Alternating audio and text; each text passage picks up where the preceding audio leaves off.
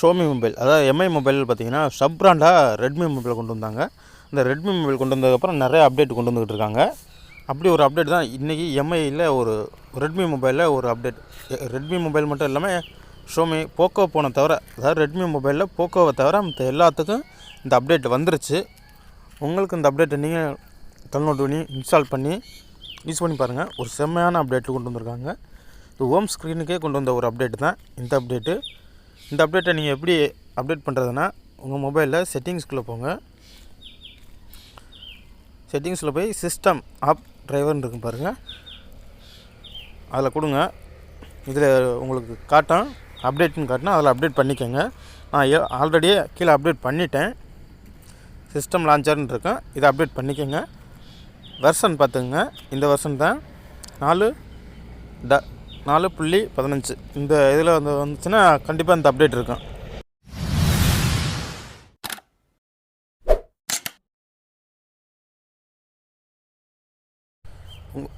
உங்கள் மொபைலில் இந்த வெர்ஷன் இருக்கான்னு, அதாவது சிஸ்டம் லான்ச்சர் இந்த அப்டேட் இருக்கான்னு பார்த்துட்டு இன்ஸ்டால் இல்லைன்னா நீங்கள் வந்து அப்டேட் பண்ணிக்கோங்க. அப்டேட் பண்ணிட்டு ஹோம் ஸ்க்ரீனுக்கு வந்துடுறேன்.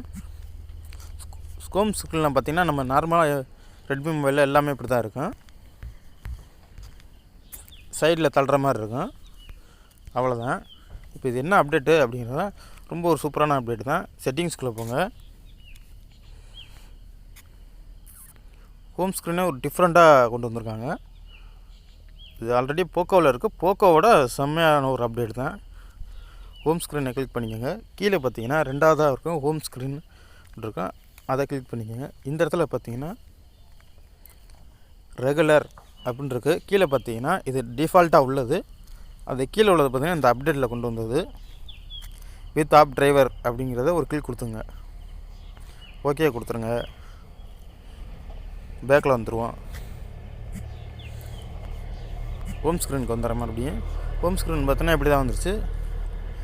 இப்போ பார்த்திங்கன்னா சைடில் நமக்கு அந்த ஸ்க்ரோல் வராது.